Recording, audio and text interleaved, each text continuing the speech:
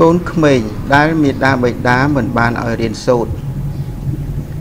មេដានោះត្រឡប់ជាសត្រូវបៃតាត្រឡប់ជាបុគ្គលមានពៀព្រោះកូនមិនបានរុងរឿងក្នុងទីប្រជុំជនដូចកុកនៅកណ្ដាលវងហង្សកូនក្មេងដែលមេដាបៃតាបានវឹកវើហើយទៅជាកូនមានគុណគួរប្រសើរបានមិនដែលមានកូនក្មេងបានទៅជាបណ្ឌិតឲ្យគ្រាន់តែចុតចេញពីគួរមេដាទេមនុស្សល្ងងប្រដាប់ដោយគ្រឿងអំពរតែមានរាសីរុងរឿងបើមនុស្សល្ងងនោះមិនទាន់ហាមាត់ចេញនិយាយដរាបណាក៏នៅតែមានរាសីរុងរឿងដដែលនោះកញ្ចក់ដែលនៅរួមជាមួយនឹងមាសអាចចោលស្រមោលคล้ายជាកែវមរកតយ៉ាងណាមនុស្សល្ងងនៅរួមជាមួយនឹងលោកសពបរោះក៏អាចត្រឡប់คล้ายទៅជាបរោះឆ្លៀវឆ្លាតបានយ៉ាងនោះដែរសិលសាស្ត្រវិជ្ជាប្រសើរជាងបុគ្គលមានទ្រព្យ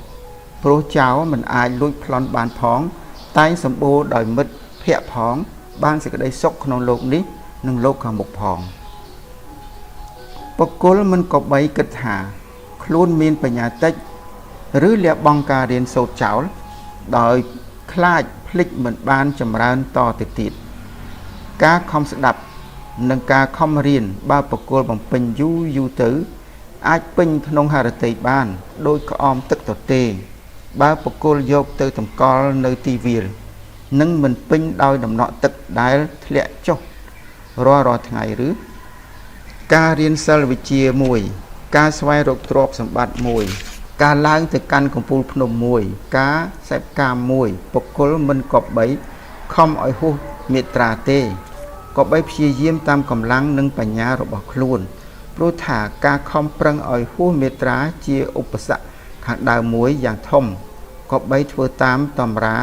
ថាសន្សឹមកុំបំបោលសិលសាស្ត្រវិជ្ជាបើបុគ្គលរៀនហើយមិនចាំឬប្រកបក្នុងហឫទ័យដោយប្រើការខំហួសតម្រាពេកក៏មិនអាចញ៉ាំងផលឲ្យកើតដល់បុគ្គលនោះបានដែរដូចមានទ្រព្យសម្បត្តិហើយនៅក្នុងដៃជនដតីទុកដាក់ដូច្នោះបុគ្គលអាចកំណត់ដឹងនៅជំរឿទឹកដោយការប្រើវត្ថុវាស់វែងការកំណត់ដឹងប្រមាណនៅបុគ្គលមានត្រកូលដោយការប្រព្រឹត្តតាមវិន័យប្រមាណជនកាចដោយការប្រព្រឹត្តខុសខើប្រមាណជនមានប្រាជ្ញាវាងវៃដោយការពោលពាក្យសត្យស្យៈប្រមាណដឹងនៅព្រះធរណីល្អឬមិនល្អដោយស្មៅដែលដុះក្នុងទីនោះបុគ្គលល្ងងអិតបញ្ញាតែងឡើងអំនួតអួតរវាងវិជ្ជាខ្លួនដែលចេះតិចតួចមានមីនះយ៉ាងធំដោយស្មានថាគេចេះមិនដល់ខ្លួនដូចជាកង្កែបដែលនៅក្នុងអណ្ដូងតែសម្គាល់ខ្លួនថាជាធំក្រៃលែងភាពបន្លាដែលស្រួចមួយភាពភ្នែកខ្មៅរបស់សត្វមរឹកមួយភាពឧបបលមានក្លិនក្រអូបមួយភាពកុលបុត្រដែលប្រកបដោយរូបល្អមួយវត្ថុទាំង4ប្រការនេះតែងកើតមកតាមសភាពខ្លួនតាំងពីពន្លកចេញមកម្លេះគ្មាននរណាអាចកែឬដាក់ថ្នាំបានឡើយកូនបុគ្គលមិនគប្បីថ្នាក់ថ្នមឲ្យហួសបែបបត់ទេព្រោះតែងប្រកបទោសច្រើនប្រការគប្បីតែវាយលមមឲ្យរៀងចាលទើបអាចคล้ายទៅជាកូនមានគុណគប្បានហេតុនេះបុគ្គលមិនគប្បីថ្នមកូននឹងសិស្សពេកទេកូនបុគ្គលគប្បីថ្នាក់ថ្នមតែត្រឹមអាយុ5ឆ្នាំប៉ុណ្ណោះ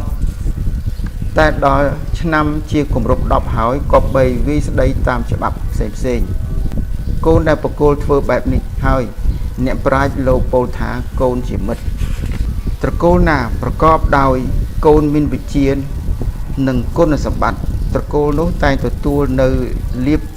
សេរីទាំងឡាយសពកាលដោយឈើដែលមានផ្កាក្រអូបសូម្បីតែមួយដើមក៏អាចផ្សាយក្លិននៅសពព្រៃបាន ត្រកូលណាប្រកបដោយកូនសុទ្ធតែល្ងងមិនមានវិជានិងគុណសម្បត្តិត្រកូលនោះតែងទទួលនៅសេចក្តីអន្តរាយនឹងការអាម៉ាស់មុខ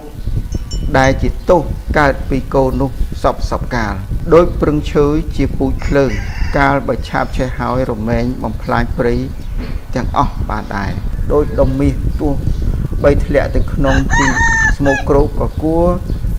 យើងកោះក៏កាយយកដែរភ្នែកដែលធម្មជាតិបង្កើតមកសម្រាប់មើលសពសារពើការទាំងឡាយបុគ្គលមិនក៏បីថ្មិចទេបើភ្នែកដែលធម្មជាតិបង្កើតមកហើយនោះមិនខំរៀនសូត្រអក្សរនិងវិជ្ជាផ្សេងៗទេភ្នែកនៃបុគ្គលនោះអ្នកប្រាជ្ញលោកពោលថាភ្នែកខ្វាក់ជាតិអ្នកប្រាជ្ញតែងបានច្បាស់នឹងគម្ពីរជាទីពឹងទាហានយោធាមានសត្រាវុធជាទីពឹងពាណិជ្ជអ្នកស្វែងទ្រព្យតែងមានយានជាទីពឹងជនពាលមានការប្រឆ្លុះជាទីពឹងកូនក្មេងតែងអាងការយំនិងស្រែកជាទីពឹងជនទាំង5ពួកនេះ